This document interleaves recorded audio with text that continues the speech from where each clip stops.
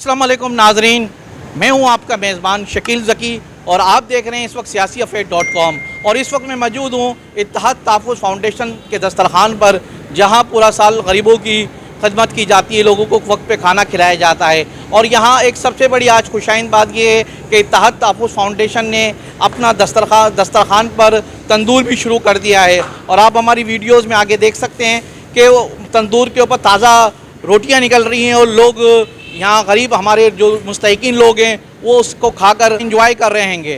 इत्तेहाद तहफ़्फ़ुज़ foundation के यहाँ से दस्तरखान, जो हसन स्क्वायर पे दस्तरखान है, यहाँ से रोटी भी जा रही है, जो कि लोगों के लिए एक आसानी है और उनको ताज़ा रोटी मिल जाती है।